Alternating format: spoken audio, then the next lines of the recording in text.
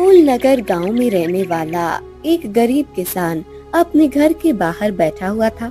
उसके पास कुछ बकरियां और मुर्गियां भी थी।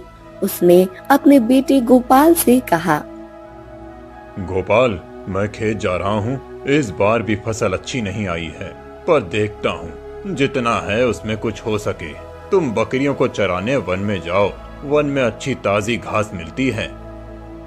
जी पिताजी, मैं पहले मुर्गियों को खाना खिला देता हूँ और फिर बकरियों को ले जाता हूँ। गोपाल मुर्गियों को खाना देकर बकरियों को वन में ले जाता है। सभी बकरियां पेट भर के घास खाती हैं। अंधेरा होने लगता है। चलो, अंधेरा होने लगा है, अब बकरियों को वापस ले जाना चाहिए। गोपाल सभी बकरियों को घर वापस ले जाने लगता है। गोपाल के पीछे सभी बकरियां जाने लगती हैं। तभी वहाँ एक लोमड़ी आती है। इतनी सारी बकरियां देखकर लोमड़ी के मुंह में पानी आ जाता है। लोमड़ी एक पेड़ के पीछे छुप जाती है। अरे वाह, मैं तो शिकार के लिए बाहर निकली थी, परंतु आज तो मेरा भाग्य उज्जवल है। इतनी सारी बकरियां एक साथ, कितने दिनों में ऐसी शिकार नहीं खाई है। रोज रोज वो छोटे छोटे खरगोश और गिलहरियां खाकर मेरे मुंह का स्वाद बिगड़ गया है। आज बकरी का ताजा मांस खाकर मजा आ जाएगा। लोमड़ी धीरे धीरे आगे जाने लगती है। गोपाल के पीछे बकरियां चल रही होती हैं। तभी सबसे पीछे चल रही बकरी पर पीछे से आकर लोमड़ी झपट पड़ती है। वो बकरी की गर्दन को ही पकड़ लेती है। बेचारी बकरी की मुंह से आह तक नहीं निकलती और लोमड़ी उस बकरी को लेकर भाग जाती है। गोपाल और कुछ देर चलता, फिर गोपाल घर लौट आता है। आ गए बेटा, अब सभी बकरियों को बांध दो और हाथ मुंह धोकर खाना खा लो। तुम्हारे बापू भी खेत से वापस आ गए हैं। गोपाल बकरियों को बांधने लगता है। तभी नंदन वहाँ आता है और अरे ये क्या गोपाल, एक बकरी कहाँ है? सभी तो यही है बापू। नहीं, एक बकरी कम है, देखो। गोपाल ध्यान से देखता है तो उसे पता चलता है कि एक बकरी कम है। बताओ, कहाँ है एक बकरी? पता नहीं बापू, सभी मेरे पीछे ही चल रही थी, कैसे भाग गई समझ नहीं आ रहा है। क्या तुम बकरियों के आगे चल रहे थे? अरे इतना भी नहीं जानते कि जब हम जानवरों को चराने जाते हैं तब हमें उनके पीछे चलना चाहिए। कहीं हमारी बकरी को कोई वन्य प्राणी तो नहीं ले गया? मुझे भी वही भय लग रहा है। गोपाल, अब कभी बकरियों को लेकर वन में मत जाना। कदाचित वो जानवर शिकारी फिर से बकरी का शिकार करने आ सकता है। इधर वन में लोमड़ी उस बकरी को खाकर तृप्त हो जाती है। फिर भी आधी बकरी बच जाती है। कितनी स्वादिष्ट बकरी थी। इतना मांस खाया बकरी का, फिर भी अभी इतनी बची है। एक काम करती हूँ, इस बकरी को मिट्टी के अंदर छुपा देती हूँ, नहीं तो दूसरा कोई आकर मेरी बची हुई बकरी को खा लेगा।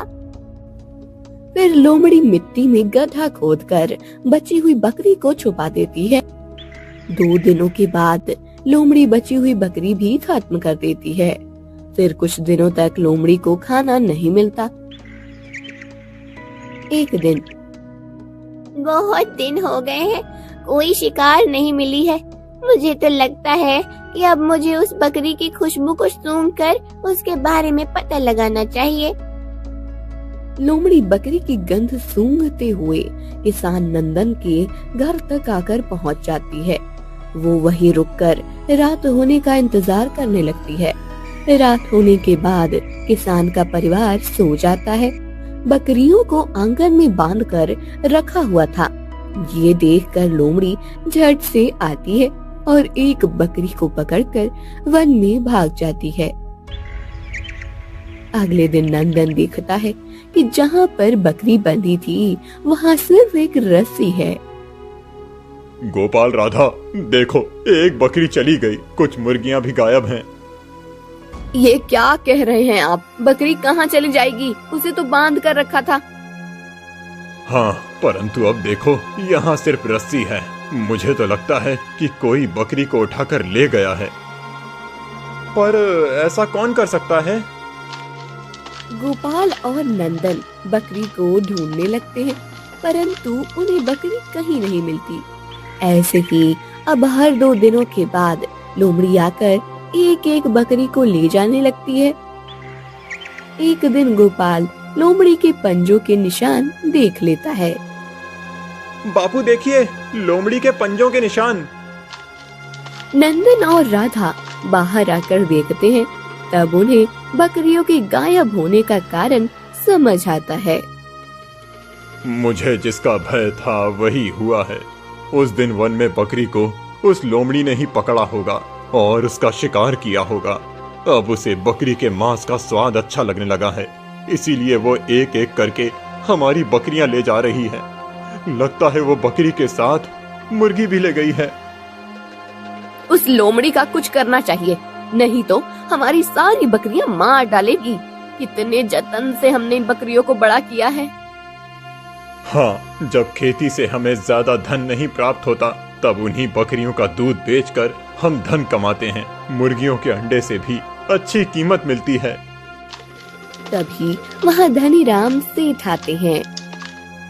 अरे नंदन, क्या हुआ? बहुत दिनों से तुम बकरी का दूध लेकर हवेली पर नहीं आए। और वो श्याम भी बता रहा था कि उसके यहाँ मुर्गी के अंडे भी नहीं भेजे हैं तुमने कुछ दिनों से।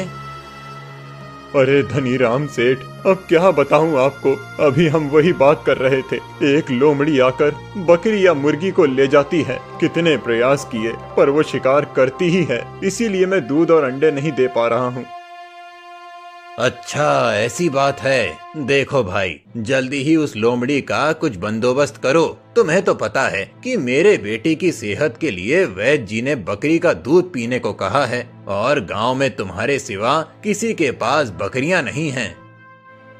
जी धनीराम सेठ जी, मैं जल्दी ही कुछ करता हूँ। और हाँ, आप भी गांव में सबको कह देना कि अपने अपने जानवर आंगन में बांधने के स्थान पर कहीं सुरक्षित जगह पर बांधें। वो लोमड़ी बड़ी चालाक है, किसी के भी जानवर को शिकार बना सकती है। हाँ हाँ, बता दूंगा और श्याम को भी जानकारी दे दूंगा, ठीक है? आपका बहुत बहुत धन्यवाद। धनीराम सेठ चले जाते हैं। देखा, अब अगर हमने दूध और अंडों को बेचना भी बंद कर दिया तो हमें बड़ा नुकसान हो जाएगा। नहीं, मैं जल्दी ही उस लोमड़ी के बारे में कुछ सोचता हूँ। आज से हम बकरियों को आंगन में नहीं, हमारे घर में ही बांधेंगे। और हाँ, मुर्गियों को भी टोकरी के नीचे संभाल कर रख देना। रात हो जाती है और गोपाल मुर्गियों को टोकरी के नीचे छुपा कर रखता है। बकरियों को घर के अंदर बांधकर सभी सो जाते हैं। लोमड़ी फिर से नंदन के घर के बाहर आती है। वो देखती है कि एक भी बकरी बाहर नहीं है। अरे, ये बकरियां कहाँ गईं? लगता है कि इस किसान को पता चल गया है कि मैं ही इसकी बकरियों की शिकार कर रही हूँ। परंतु अब मैं क्या करूँ? भूख तो बहुत लगी है। लोमड़ी विचार करने लगती है, तभी उसे मुर्गियों की खुशबू आती है। लोमड़ी टोकरी के नीचे से एक मुर्गा को पकड़कर ले जाती है। अगले दिन नंदन देखता है कि लोमड़ी मुर्गा को ले गई है। इतना छुपाकर रखने के बाद भी वो लोमड़ी मुर्गी को ले ही गई। आज रात को हमें और सतर्क रहना पड़ेगा। नंदन और गोपाल मिलकर पूरे आंगन में कांटे बिछा देते हैं। अब अगर लोमड़ी आएगी तो उसके पंजों में ये कांटे चुभ जाएंगे और वो आगे नहीं बढ़ पाएगी। नंदन और गोपाल जाकर सो जाते हैं। अंधेरा होने के बाद वो लोमड़ी वहाँ आती है। आज एक नहीं 2 मुर्गियों की दावत उड़ाऊंगी मैं। ऐसा विचार करके लोमड़ी अपने एक पंजा आगे रखती है कि तभी उसके पंजे में कांट चुभ जाता है। मैं तो समझती थी इस गरीब किसान की बकरियां और मुर्गियों में आसानी से चुरा सकती हूँ, पर ये तो बड़ा बुद्धिमान निकला। मुझे फंसाने के लिए कांटे बिछा रखी है इसने। अब इसे दिखाती हूँ कि एक लोमड़ी कितना चालाक होती है। मेरे जितनी चालाकी तुझ में नहीं है किसान।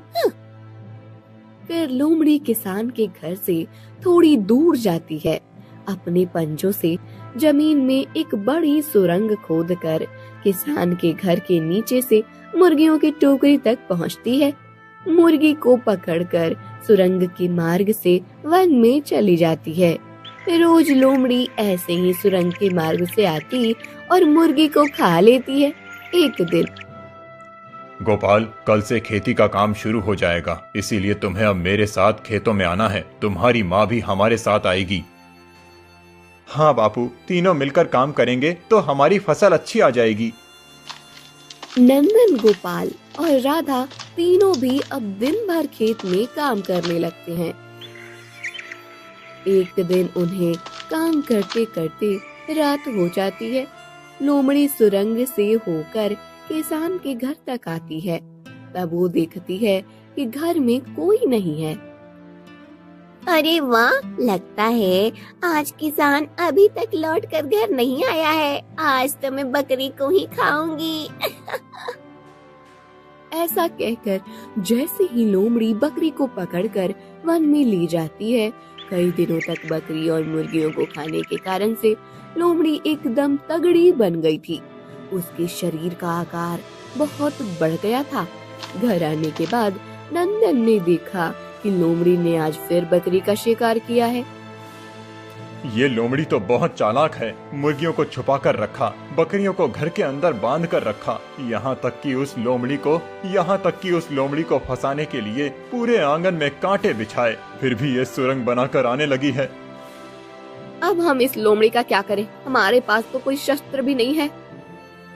शस्त्र होकर भी क्या उपयोग माँ? वो लोमड़ी बहुत चालाक है, उसे मारना इतना आसान नहीं है। गोपाल ठीक कह रहा है। अब हमें इस लोमड़ी को सबक सिखाने के लिए किसी और की सहायता से कुछ करना होगा। आप क्या विचार कर रहे हैं? बताता हूँ। कुछ दिन बीत जाते हैं। इधर वन में उस तगड़ी लोमड़ी को देखकर एक शेर उसके पीछे पड़ जाता है। लोमड़ी पानी पीने के लिए नदी पर जाती है। इतनी तगड़ी लोमड़ी तो पहले कभी नहीं देखी है। कितना स्वादिष्ट मांस होगा इस लोमड़ी का। मुझे अभी इसका शिकार करना चाहिए। शेर धीरे धीरे लोमड़ी के पीछे आने लगता है। जैसे ही शेर लोमड़ी पर झटकने वाला होता है, लोमड़ी नदी के पानी में उसका प्रतिबिंब देख लेती है और पीछे मुड़ जाती है। नहीं नहीं वनराज, मुझे मेरी शिकार मत कीजिए। तुम जैसी तगड़ी लोमड़ी मैंने पहली बार देखी है। ऐसी लोमड़ी के सामने होते हुए भी उसका शिकार न करने की मूर्खता मैं नहीं कर सकता। मैं तुम्हें अपना भोजन अवश्य बनाऊंगा। आपकी बात सही है वनराज, परंतु आप विचार कीजिए कि मैं इतनी तगड़ी कैसी बनी हूँ। वनराज, गांव में किसान है, उसके पास बहुत सारी बकरियां और मुर्गियां हैं। उन्हें खाकर ही मैं इतनी तगड़ी बनी हूँ। इतना स्वादिष्ट मांस है उन बकरियों का कि क्या बताऊं। आप मेरा भोजन अवश्य कीजिए, परंतु मेरा आपसे अनुरोध है कि आप एक बार उस बकरी को खा कर देखिए। मुझे पूरा विश्वास है कि आपको उसके मांस का स्वाद बहुत पसंद आएगा। अच्छा, यदि ऐसी बात है तो चलो। अभी नहीं वनराज, अंधेरा होने के बाद हम जाएंगे। परंतु एक बात याद रखना, यदि मुझे बकरी का मांस नहीं मिला तो मैं तुम्हें खा जाऊंगा।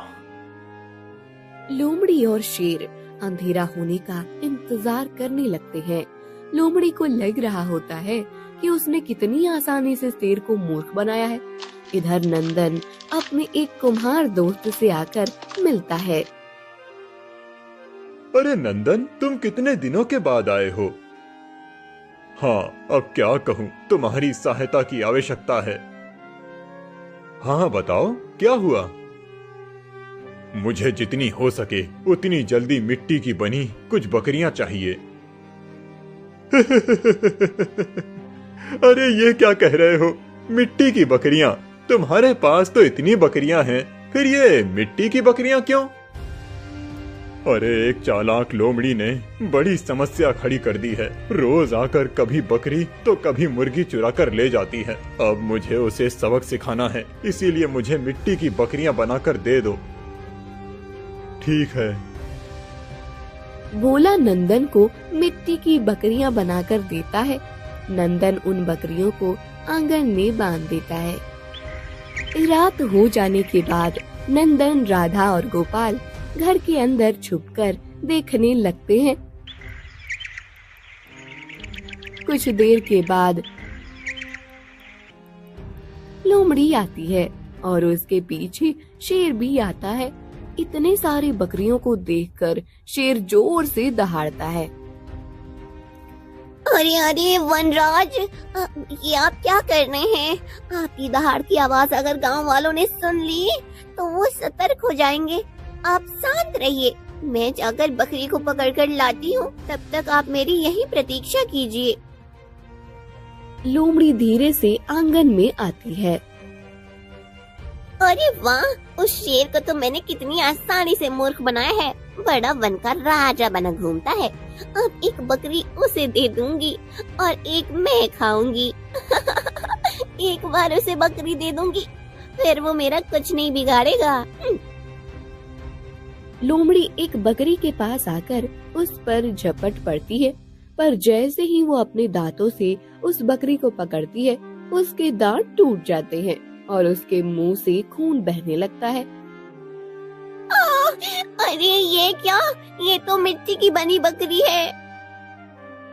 एक एक करके लोमड़ी और भी कुछ बकरियों को पकड़ने की कोशिश करती है, पर सभी मिट्टी की ही बनी होती हैं। लोमड़ी के सारे दांत टूट जाते हैं। खून भरे मुंह से वो बाहर आती है। उसके मुंह को खून लगा देखकर, ये क्या, तुम अकेले ही बकरी को खाने बैठ गई? मेरे लिए बकरी नहीं लाई तुम? अरे वनराज, उस दुष्ट किसान ने मुझे मूर्ख बनाया है। उसने मिट्टी की बकरियां बनाकर बांध कर रखी हैं। उस मिट्टी की बकरियों के कारण ही मेरे दांत टूट गए हैं। असत्य बोल रही हो तुम। अब मैं तुम्हें नहीं छोड़ूंगा। शेर ऐसा कहकर लोमड़ी पर झपट पड़ता है और उसका शिकार कर लेता है। अपनी शिकार को वन में ले जाकर शेर बड़ी आराम से खा लेता है। दूसरों को मूर्ख बनाने के प्रयास में लोमड़ी खुद ही मूर्ख बन जाती है और उसके प्राण चले जाते हैं। लोमड़ी का संकट हमेशा के लिए दूर हो जाता है और नंदन चैन की सांस लेता है।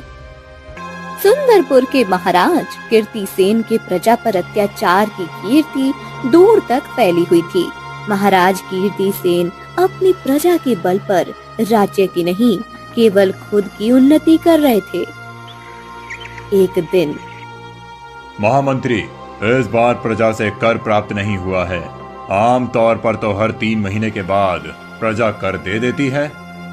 हाँ महाराज, परंतु प्रजावासियों का कहना है कि इस बार उनकी फसल अच्छी नहीं हुई है, इसीलिए वो कर देने का समय बढ़ाकर मांग रहे हैं। वो सब मैं नहीं जानता। प्रजा से कहो कि यदि इस राज्य में रहना है तो समय पर कर देना ही पड़ेगा, अन्यथा कर की मात्रा बढ़ाई जाएगी। तभी महाराज कीर्तिसेन के सलाहकार सुधाकर बोलते हैं।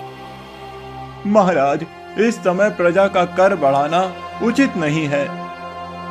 ये आप क्या कह रहे हैं सुधारक? यदि हमने कर की मात्रा नहीं बढ़ाई तो प्रजा विचार करेगी कि यहाँ समय पर ना भी दिया तो कोई दिक्कत नहीं है। राज्य में यदि अनुशासन बनाए रखना है तो हमें समय पर कर ना मिलने पर दंड भी रखना ही पड़ेगा। महाराज सही कह रहे हैं। एक बार यदि प्रजावासियों को ये पता चल जाए कि महाराज दंड नहीं लगाते तो आगे चलकर वो और भी ढिलाई करेंगे कर देने में। उन्हें इस बात का पता चलना ही चाहिए कि हमारे राज्य में सभी कार्य समय पर ही किए जाते हैं। महाराज के महामंत्री महाराज की ही तरह अत्याचारी थे, परंतु सलाहकार बड़े ही कोमल मन के थे। उन्हें प्रजा की समस्याओं का ज्ञान था और उनके प्रति चिंता भी थी। महाराज का एक हाथी था जिससे महाराज बहुत प्रेम करते थे। वो हाथी रोज गांव में जाकर प्रजाजनों के खेत को उद्ध्वस्त करता था। एक दिन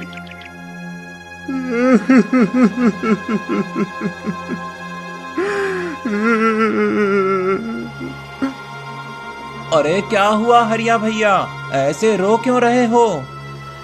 वो देखो महाराज के हाथी ने क्या किया।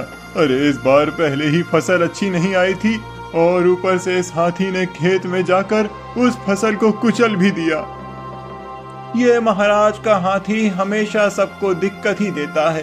एक तो पहले ही महाराज ने कहा है कि यदि समय पर कर का अनाज महल नहीं पहुंचाया तो कर की मात्रा बढ़ा दी जाएगी, और ऊपर से ये संकट। वही तो सोच कर रो रहा हूँ, अब मैं इतना अनाज कहाँ से लगाऊंगा।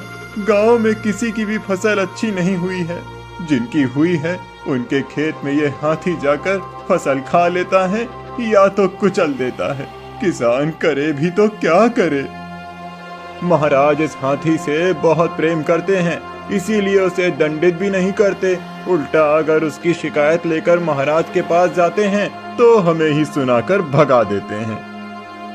प्रजावासी जैसे तैसे महाराज को कर का अनाज दे देते हैं। उन बेचारों के पास अपने परिवार के लिए अनाज नहीं बचता। कुछ दिनों के बाद सुंदरपुर में पानी की समस्या बढ़ जाती है। नदी सूख जाती है, इसलिए सभी को पानी का प्रबंध करने में दिक्कत होने लगती है। फिर महाराज, कल प्रजा के कुछ लोग आपसे भेंट करना चाहते थे। मैंने उन्हें कहा कि आप आराम कर रहे हैं, तो उन्होंने अपनी समस्या मुझे बताई। क्या समस्या है उन्हें? महाराज, राज्य में पानी की समस्या उत्पन्न हो गई है। गर्मी और धूप के कारण नदी सूख गई है। गांव वालों के कुएं भी सूखने लगे हैं। हाँ, पानी की समस्या तो है। आज राजमहल का तालाब भी रिक्त पड़ा है। हाँ महाराज, प्रजावासियों का कहना है कि आप उनके लिए पानी की समस्या का कोई उपाय करें। क्या? उन्हें बताइए कि यहाँ मैं अपने खुद की समस्या का विचार कर रहा हूँ। मेरे महल में पानी नहीं है और मैं पूरे राज्य के विषय में विचार करूं। महाराज, आप एक राजा हैं और प्रजा तो अपने राजा के पास ही अपनी समस्या का उपाय मांगती है। मेरे विचार से हमें गांव के सभी कुएं और तालाब को और नीचे तक खोदना चाहिए। उनकी गहराई बढ़ने से पानी की समस्या खत्म हो जाएगी। सुधारक, आप मेरे सलाहकार हैं या प्रजा के? आपको अभी ये विचार करना चाहिए कि राजमहल में जो पानी की समस्या उत्पन्न हुई है उसका निवारण कैसे करें। महाराज, मुझे लगता है गांव में जितने कुएं हैं उन सब का पानी हमें राजमहल के तालाब में लाना चाहिए। परंतु प्रजा के पास इतना पानी नहीं है।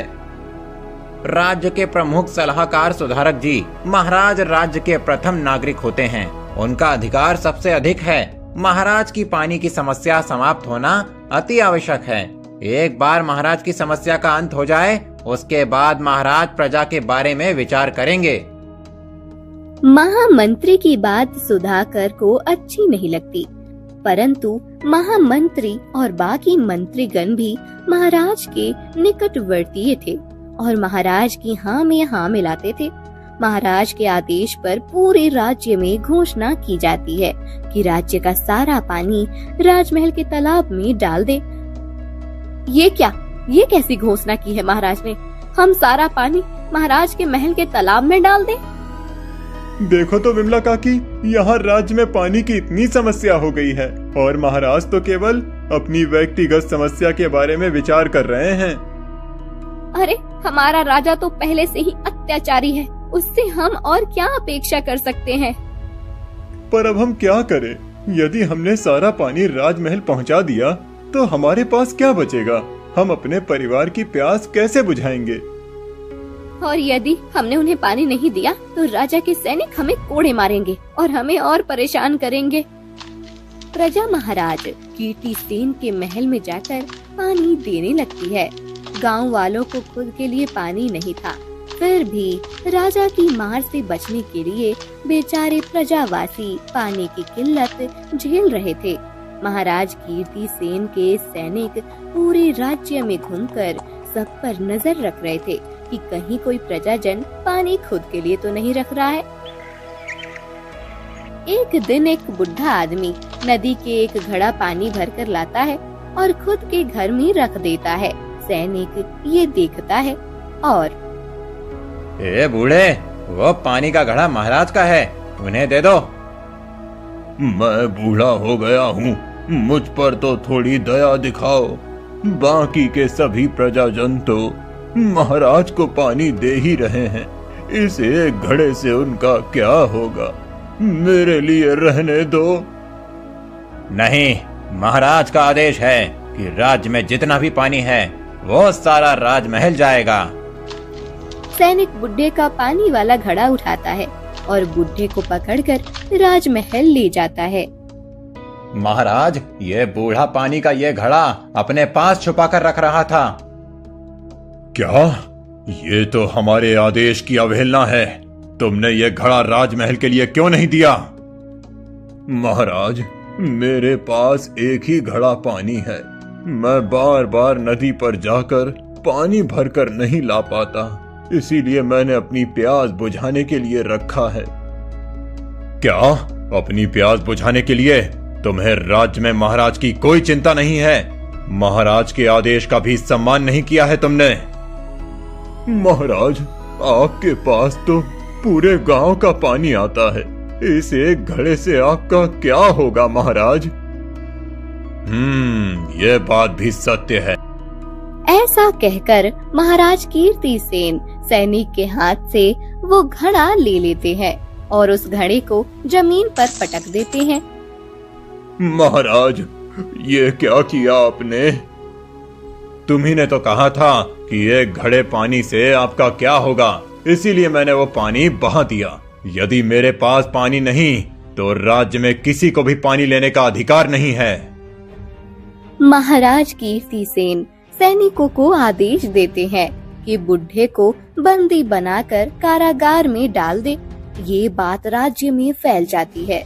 महाराज का ये अत्याचार देखकर सभी प्रजाजनों का खून खौलने लगता है। एक युवक विराज कहता है, अब हम सबको एकजुट होकर महाराज के पास जाना होगा। अब हमारी एकता ही हमारा शस्त्र बन सकती है। तुम्हारी बात सही है बेटा, परंतु हम क्या कर सकते हैं? देखा ना उस बुढ़े के साथ महाराज ने क्या किया। यदि हम महाराज के विरुद्ध जाएंगे तो वो हम सबको उसका दंड देंगे। परंतु काकी, हम कब तक दंड का विचार करके उनका ये अत्याचार सहते रहेंगे? तभी वहाँ एक साधु आते हैं। उन्हें महाराज के अत्याचार के विषय में सब पता चलता है। तो ऐसी बात है, जिस राजा को अपनी प्रजा का पालन करना चाहिए वही उसका शोषण कर रहा है। ये तो बहुत अनुचित है। हाँ साधु बाबा, महाराज के अत्याचार ने सारी सीमाएं पार कर ली हैं। राज्य में पानी की व्यवस्था करने के स्थान पर वो हम गांव वालों से ही हमारा पानी ले रहे हैं। प्रजाजन महाराज का विरोध करने से भी डरते हैं। इस स्थिति में हम क्या करें? मैं महाराज से जाकर बात करता हूँ, उन्हें समझदारी की कुछ बातें बताता हूँ, कदाचित उनके व्यवहार में परिवर्तन आए। साधु महाराज से मिलने उनके महल आते हैं। क्या हुआ साधु, यहाँ क्यों आए हो? महाराज, राज्य में कहीं भी पानी नहीं है।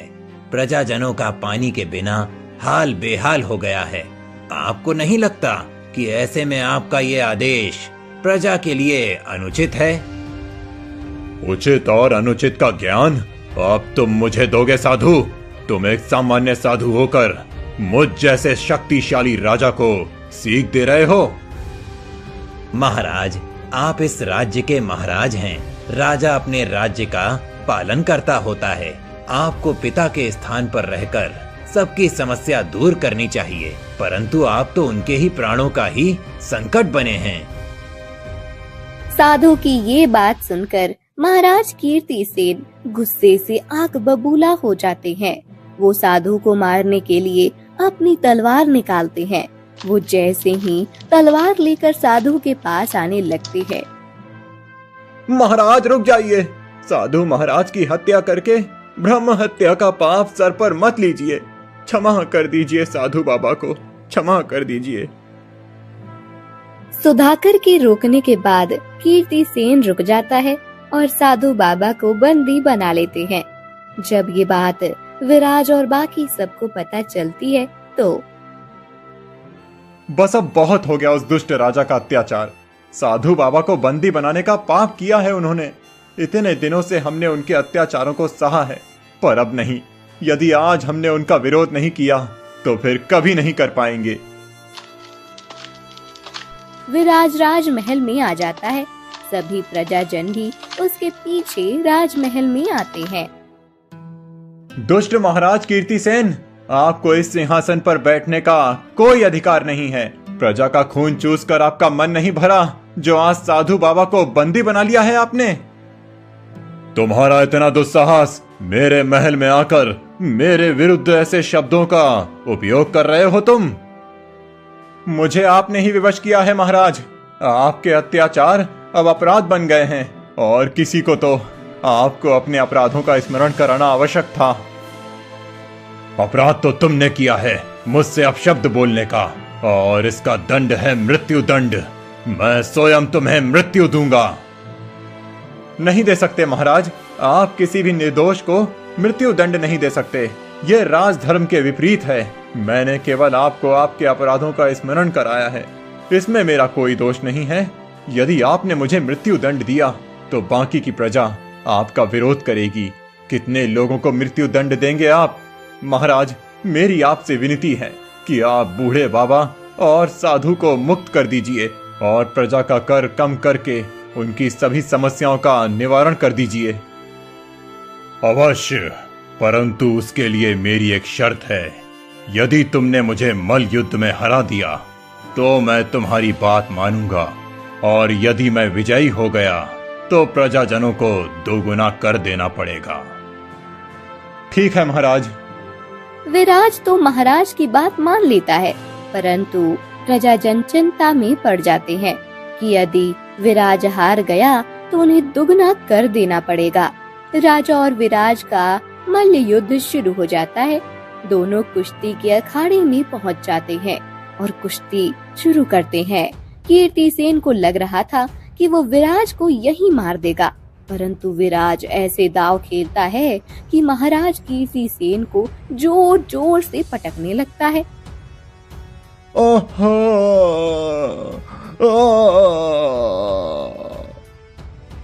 कीर्तिसेन की आह निकल जाती है। हर एक पटकनी के साथ महाराज कीर्तिसेन को अपने अपराध स्मरण होने लगते हैं। विराज जब आखिरी बार महाराज को पटकता है तब बस, मुझे अपने सारे अपराधों का बोध हो गया है, मुझे क्षमा कर दो। महाराज हाथ जोड़कर विराज से क्षमा मांगने लगते हैं। प्रजाजनों, आज तक मैंने आप सब पर बहुत अत्याचार किए हैं, मुझे क्षमा कर दीजिए। मुझे अपने राजा होने का बहुत अहंकार था, इसीलिए वो सब कर बैठा, परंतु अब मैं जान गया हूँ कि मैं राजा बनने के योग्य नहीं हूँ, इसीलिए मैं सिंहासन का त्याग करता हूँ। आपको अपने अपराधों का स्मरण हुआ, यही बहुत है महाराज। अब आप उचित निर्णय ले सकते हैं। तुमने सही कहा था विराज कि मैं उस सिंहासन पर बैठने के योग्य नहीं हूँ, इसीलिए मैं राजपाट का त्याग कर वन में चला जाऊंगा। बूढ़े बाबा और साधु बाबा को मुक्त करके उनसे भी क्षमा मांगूंगा। इस युवक की हर पटकनी के साथ मुझे अपने अपराध याद आ रहे थे। इस राज्य को विराज जैसे व्यक्ति की आवश्यकता है, जो अपने राज्य और प्रजाजनों के लिए मन में सद्भावना रखता है। महाराज कीर्तिसेन अपना राजपाट त्याग करते हैं, भगवे वस्त्र पहनकर वन में चले जाते हैं। बुढ़े बाबा और साधु भी मुक्त हो जाते हैं। पूरी प्रजा को खुशी हो जाती है। प्रजा विराज को अपना नया राजा बनाती है, जो राज्य की भागदौड़ हाथ में लेकर सबसे पहले प्रजावासियों के लिए साफ पानी का प्रबंध करता है। सुंदरपुर अत्याचारी राजा के अत्याचार से मुक्त हो जाता है। और उन्हें एक सही राजा मिल जाता है।